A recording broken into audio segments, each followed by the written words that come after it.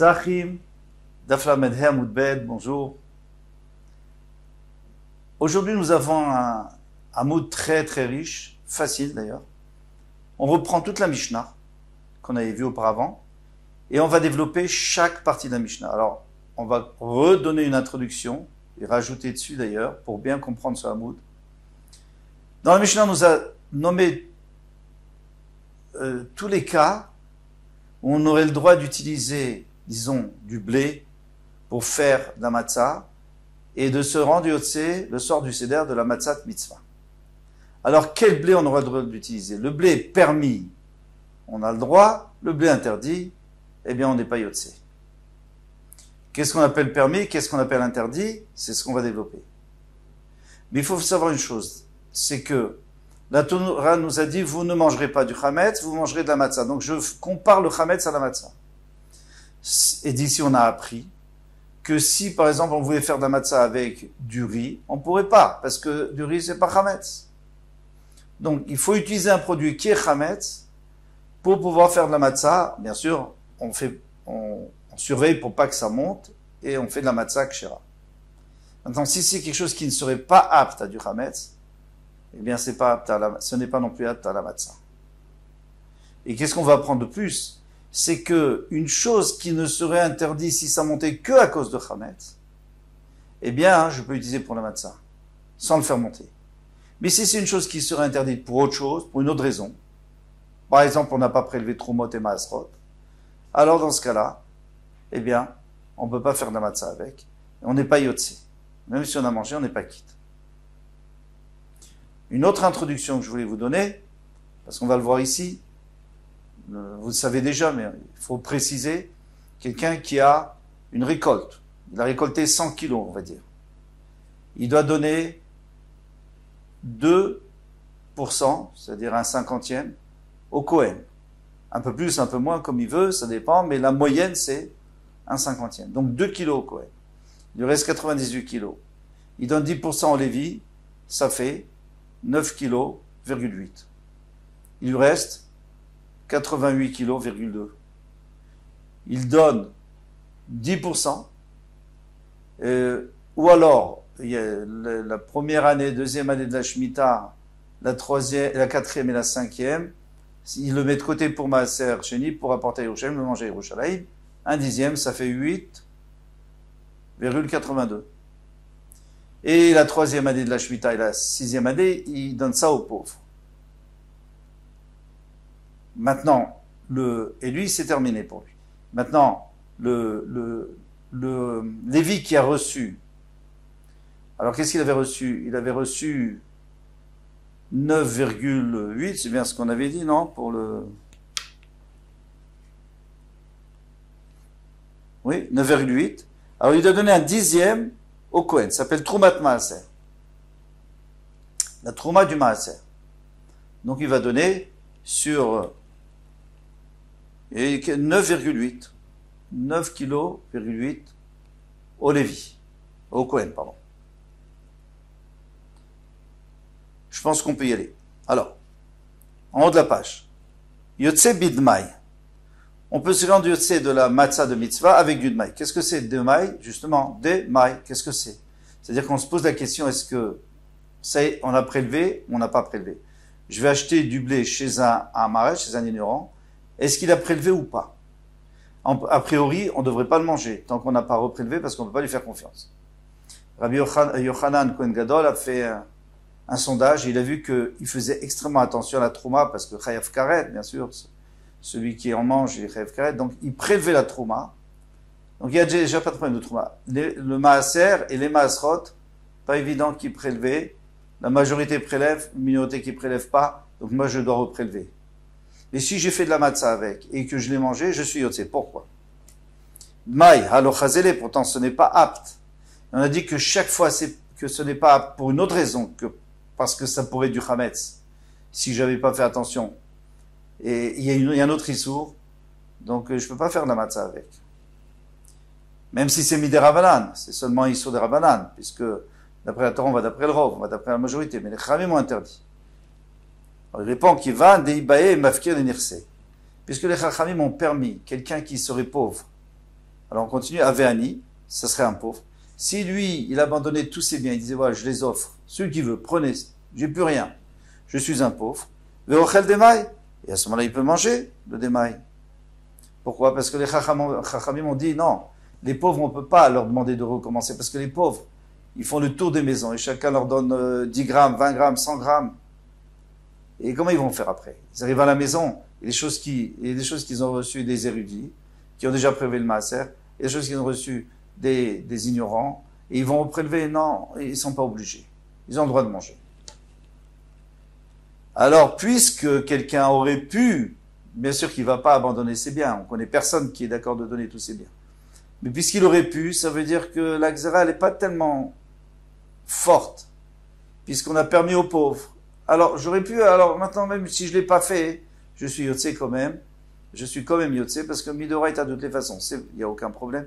Et miderabanan, vous voyez que les chachamim n'ont pas fait une grosse xéra, puisqu'ils ont permis aux pauvres. Ashtanami chazele, donc maintenant aussi, il est yotzé, il est quitte. Comme il est écrit, on a le droit de faire manger aux anim du démaï. Donc les anim ont le droit de manger du démaï. Vetarsania, arsania c'est autre chose. Arsania c'est les gardiens de l'armée, de nos gardiens qui gardent nos villes. Eh bien on leur donne à manger. Et ils comptent sur nous. C'est la même chose, on peut leur donner même du démaï. Parce qu'ils ne sont pas chez eux, c'est comme s'ils étaient pauvres. D'après Bet Shammai, on n'a pas le droit de donner aux pauvres du Dmaï, Vedarsania Dmaï, ni aux soldats de l'armée, ou Betil el-Omri, Ma'achil, Betidis, qu'on a le droit, et c'est la lacha comme ça, donc si on n'a pas le droit de faire d'amatza avec du Dmaï, mais si on a fait, on est yotzé. Maaser Rishon Sheitla Trumato.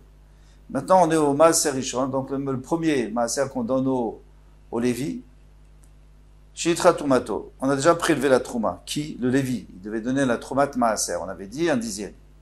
Pshita, c'est évident qu'on peut faire de la matzah avec.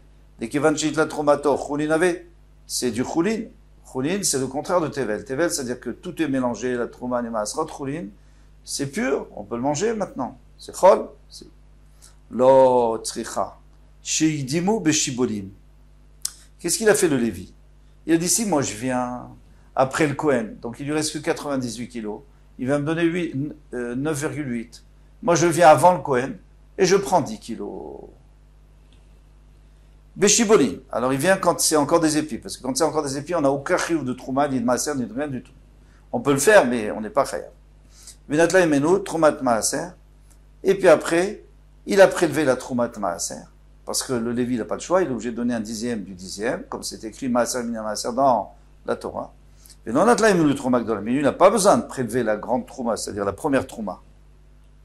La trouma gdola, celle que moi je dois prélever pour donner au Kohen, lui le Lévi n'a pas d'obligation de la reprendre. Pourquoi il n'a pas d'obligation? Il est Rabbi Avaou, Tamar Rabbi Avaou, Rabbi Shimon Lakish, au nom de Rish Lakish, Maaser Rishon Sheikdimu Bashiboli. Si par exemple le Lévi il est venu rapidement et il a pris avant le Kohen, quand c'était encore dans les épis, pas tomber trouma gdola, eh bien ce qu'il a pris, on n'a pas besoin de donner la trouma. La première trouma, c'est-à-dire celle que moi j'aurais dû prendre, moi le Israël, j'aurais dû donner au Kohen, sur mes 100 kilos, il y a 10 kilos qui vont aller au Lévi, donc sur ces 10 kilos, j'aurais dû donner un 50e au Kohen. Eh bien, le Lévi n'a pas l'obligation, il peut le manger.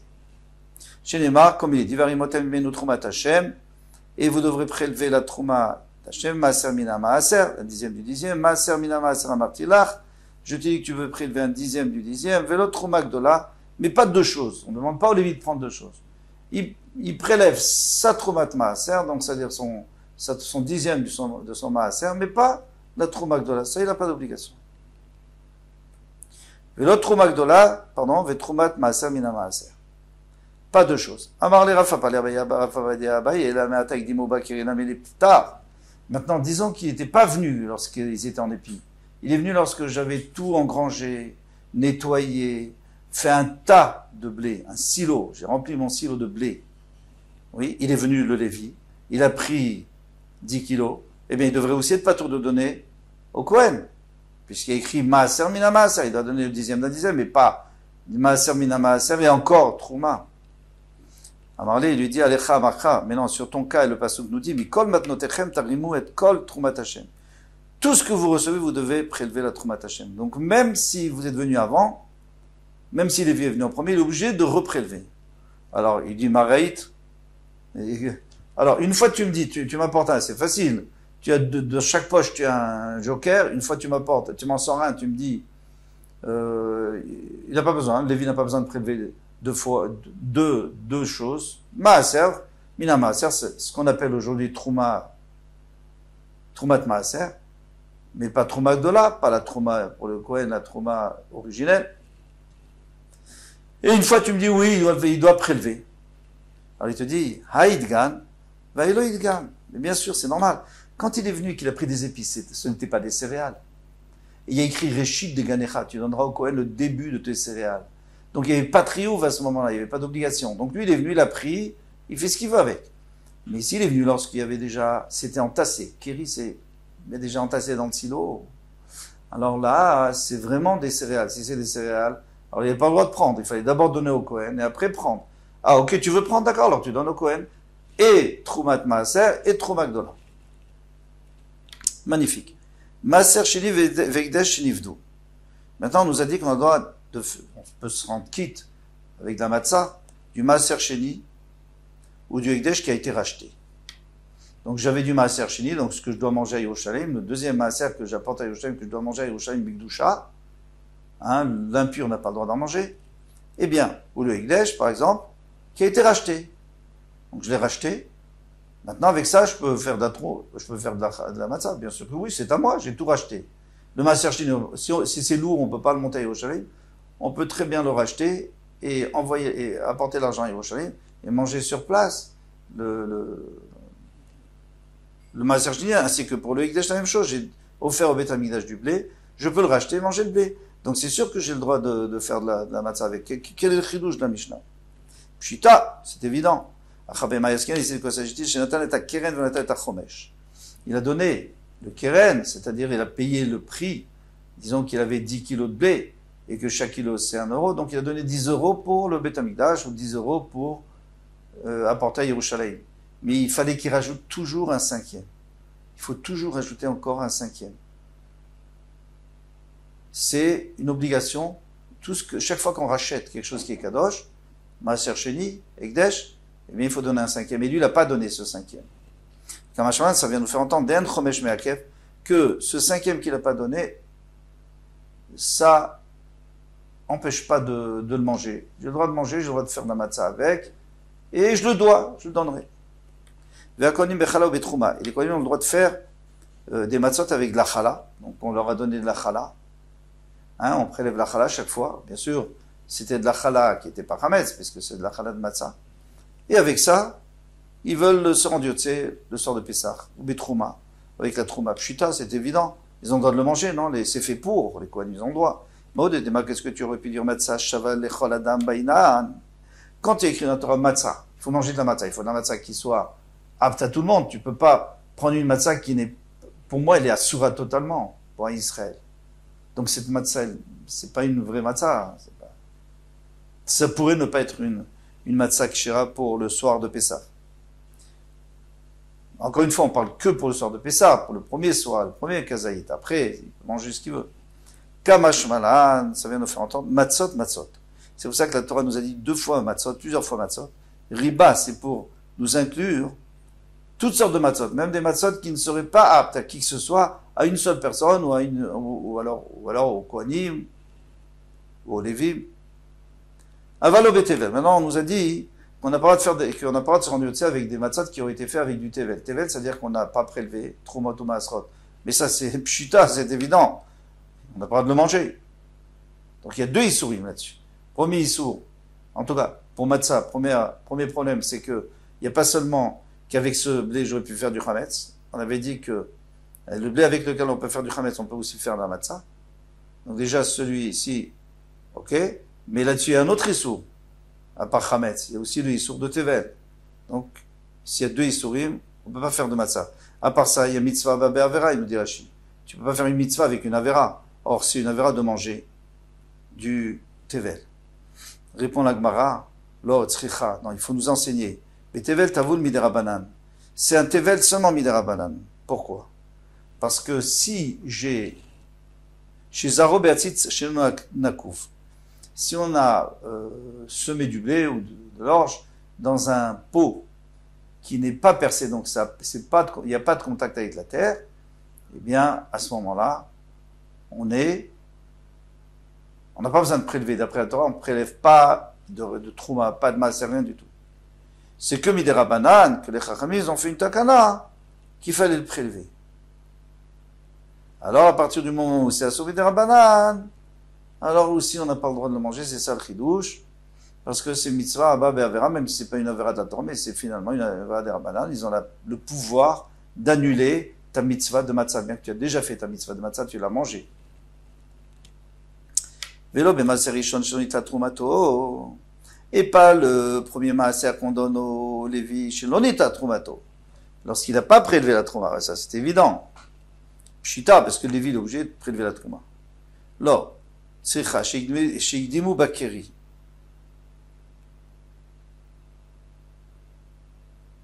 C'est-à-dire le Lévi est venu et il l'a pris lorsque c'était déjà entassé, donc il y avait une obligation de prendre la trouma gdola, la première trouma pour le Kohen. Maoudetema. J'aurais pu croire qu'Edamar Rafapa, comme Rafapa lui a dit. Qu'est-ce qu'il avait dit, Rafapa? Il avait dit alors que ça peut faire.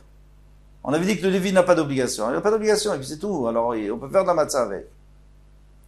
Qu'est-ce que ça change? Il avait dit, pourquoi une fois tu m'apportes un pasouk, où on n'a pas le droit où le Lévi n'a pas besoin de donner deux troumotes, seulement maaser, mais pas, maaser mina maaser, mais pas troumot maaser. Et après tu m'apportes un autre, où il n'a pas le droit, où il doit donner les deux troumotes. D'accord? Donc je crois que c'est comme ça, là, c'est que le Lévi, il donne jamais deux. Et donc, je peux faire de la matzah avec. Pas les abayer. Kamashmalan, qui les. Donc, on vient nous apprendre que non. C'est comme la réponse. C'est que ça dépend si c'était en épi ou si c'était en céréales. Et le maaser sheni ve'egdesh nifdu. Ni le maaser sheni ve'egdesh qui n'ont pas été rachetés. Pshita. C'est évident. Si tu les as pas rachetés, le egdesh de maaser sheni, tu n'as pas le droit de les manger. C'est une avera. Alors, comment tu vas faire une mitzvah avec? C'est pas possible. Le lame des nifdou, je pourrais toujours te dire qu'ils ont été rachetés. Ou maïlon nifdou, alors ça veut dire quoi qu'il n'a pas été racheté? Chez les nifdou qui est le chétan, ils n'ont pas été rachetés comme il faut. Maaser sheni shepadao al gabe à Simon. Par exemple, le maaser sheni qu'il a racheté sur une pièce qui n'a pas d'effigie. Des Chaman Amar, parce que la Torah dit, vetsarata à Kesef.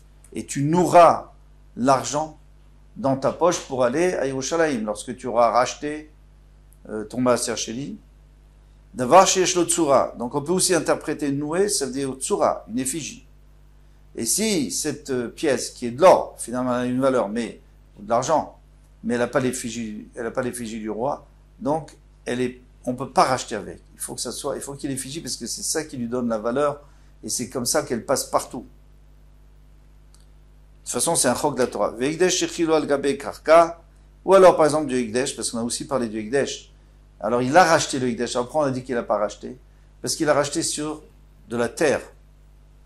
Il lui a donné un morceau de terre à la place. Et la Torah dit, il faut donner de l'argent. Et après il peut avoir le Hikdesh. Mais tant qu'il n'a pas donné d'argent, il n'a pas donné. On ne peut pas donner un terrain. On ne peut pas le déplacer. Donc, et le Hikdesh est toujours Hikdesh. Et on n'a pas, ça s'appelle qu'il n'a pas racheté. Alors quel est le chidouche? C'est que, bien sûr que finalement, il n'a pas racheté le Maaser Sheni, le Hikdesh, mais moi j'aurais pu croire que ça suffit, c'est quand même racheté finalement. Comme la Torah dit, alors, nous nous enseigner. Peut-être qu'un homme pourrait se rendre yotse, quitte de l'obligation de matzah avec du tevel, qui n'a pas été arrangé, c'est-à-dire on n'a pas prélevé les trous à tout maskot. Kol tevel nami, alors nitkan, demande la Gemara, mais bien sûr, tu me dis, mais il n'y a aucun tevel qui a été arrangé, puisque par définition ça s'appelle tevel, c'est-à-dire c'est mélangé. La trouma, le maaser, tout est mélangé à l'intérieur. Alors, ne me dis pas que ça a été le tevel, il n'a pas été arrangé. Bien sûr qu'il n'a pas été arrangé. Et là, tevel, chez nous, ici on parle d'un tevel qui n'a pas été totalement arrangé. On a prélevé la grande trouma, la première trouma. On n'a pas pris la trouma du maaser. Maaser Rishon, peut-être on a même prélevé le premier maaser. Le maaser Sheni, on n'a pas prélevé le deuxième maaser qu'on a mené au Shalim. Va finou maaser Ani. Et même si on n'a pas prélevé le Maaser Ani, parce que tout ce qu'on avait vu avant, par exemple, Maaser Sheni, c'est Kadosh. Trouma, c'est Kadosh. Mais Maaser Ani, c'est pas Kadosh. Et malgré tout, si on n'a pas prélevé, eh bien, on n'est pas Yotse. On n'est pas prélevé Yotse de Matzav et Pessah. Minaïn, d'où c'est ton Talmud. L'otochal à la Chametz. Tu ne mangeras pas du Chametz avec le Korban Pessah. Mishi Isur Mishum Bal Tochal à la Chametz. Tout ce qui serait interdit parce qu'on n'a pas le droit de manger avec le Korban du Chametz, Yatsa. Il est Yotse s'il fait avec ça de la Matzah. Donc tout produit, toute céréale avec laquelle j'aurais pu me rendre Yotse, si c'était du Chametz, non, au contraire, on serait Chayav si c'était du Chametz, donc maintenant on peut faire de la Matzah avec et faire attention que ça ne monte pas. Yatsa, ça vient exclu, on a déjà vu ça tout à l'heure. Ze shen isuru mishum bal tochal chametz. Et là, mishum bal tochal tevel. Ici, il y a un autre issur, c'est qu'on n'a pas le droit de manger du tevel. Ve issur de chametz lechanazla. Maintenant, où il est passé le issur de chametz? Moi, je cherche le issur de chametz parce qu'on a dit que si c'est assour en tant que chametz, ça sera moutar et ça sera kasher en tant que matzah. D'accord, il y a tevel parce qu'on n'a pas privé le maaser. Je suis d'accord avec vous. Alors, il y a deux issurim, il y a tevel et chametz. Mais où il est passé celui de chametz? Si il y a l'issur de chametz, alors il y a aussi le éther de matzah. Donc je peux faire de la matzah. Rav Sheshet a répondu, Amane Rabbi Shimon. Il dit, ça va être Rabbi Shimon, d'Amar, en isur chalal isur. Il dit, à partir du moment où tu as tevel, il n'y a pas d'isur de chametz. Le isur de chametz ne peut pas se greffer. En isur chalal isur. Un isur ne peut pas se greffer sur un isur existant déjà. Donc puisque ta récolte, elle n'a pas été prélevée comme il faut, il manque quelque chose, elle est asura, et il n'y a pas d'isur de chametz dessus. Et puisqu'il n'y a pas d'issur de chametz, il n'y a pas non plus de éther de matzah. Il n'y a pas de possibilité de faire de matzah. Alors ça, il faut comprendre. Pas évident. Là, la ne sera pas comme Rabbi Shimon. Ça, on verra demain. Bezrat Hashem, Kol Touv.